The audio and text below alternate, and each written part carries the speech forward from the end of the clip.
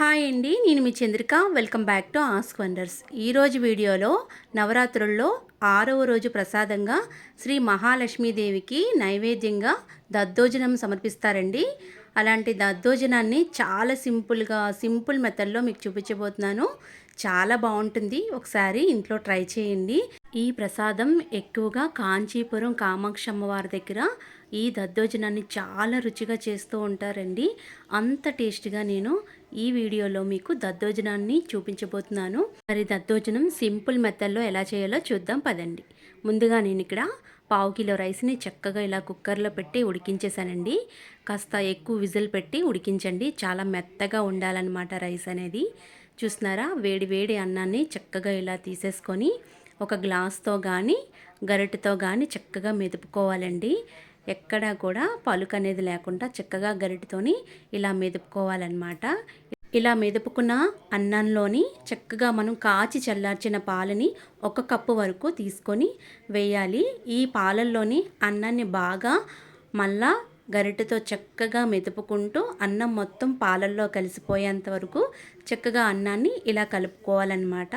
ఇప్పుడు ఇలా అన్నం కలుపుకున్న తర్వాత మనం ఏ కప్పుతో అయితే పాలను తీసుకున్నామో అదే కప్పుతోని ఫ్రెష్ పెరుగుని, పొలవకుండా ఉండాలి పెరుగు. ఈ పెరుగుని 1 కప్పు వరకు తీసుకోండి.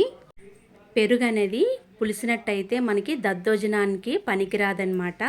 ఫ్రెష్గా ఉన్న పెరుగు, చప్పగా ఉండాలి పెరుగు. పాలతో బాగా కలిసిపోయేలాగా పెరుగుని చక్కగా కలపండి. పెరుగు పాలు బాగా కలిసిపోయిన తర్వాత ఇప్పుడు 1 టేబుల్ స్పూన్ ఉప్పు వేసుకొని బాగా కలుపుకోవాలన్నమాట. మనకి రైస్ అనేది కాస్త గట్టిగా ఉన్నట్లయితే చక్కగా కొద్దిగా వాటర్ పోసుకొని మిశ్రమం ఇలా ఉండేలా చూసుకోవాలన్నమాట. ఇప్పుడు పైనుంచి కొంచెం కొత్తిమీరని ఇలా వేసేసి మరొకసారి బాగా కలిపి పక్కన పెట్టండి. దీంట్లోకి నేను తాలింపు ప్రాసెస్ ఏంటో చూసేద్దాం.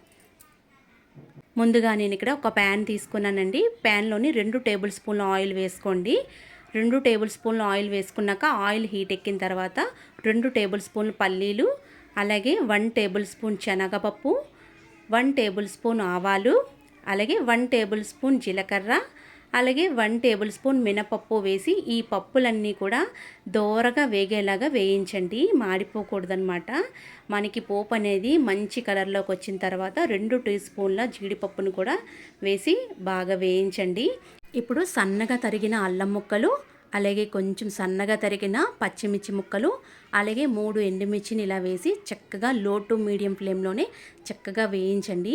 తర్వాత కొంచెం కరివేపాకు వేసి మళ్ళా చక్కగా వేయించేసుకొని ఈ పోపు మొత్తాన్ని కూడా మనం ముందుగా కలిపి పెట్టుకున్న పెరుగు అన్నంలోకి చక్కగా ట్రాన్స్ఫర్ చేసుకోండి.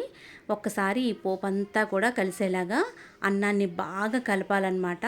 మనకి చక్కగా అన్నం బాగా కలిసేలాగా పోపు మొత్తం బాగా అన్నానికి పట్టేలాగా ఇలా పట్టించి ఒక అరగంట పాటైనా సరే ఈ దద్దోజనాన్ని మూత పెట్టి సపరేట్గా ఉంచాలన్నమాట.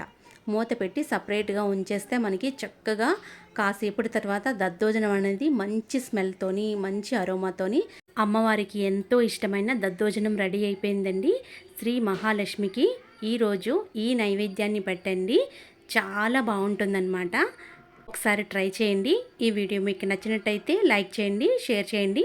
మీ అమూల్యమైన ఫీడ్బ్యాక్ని కామెంట్ సెక్షన్లో కామెంట్ చేయండి. మరిన్ని వీడియోస్ కోసం మా ఛానల్ని సబ్స్క్రైబ్ చేయండి. Thank you for all.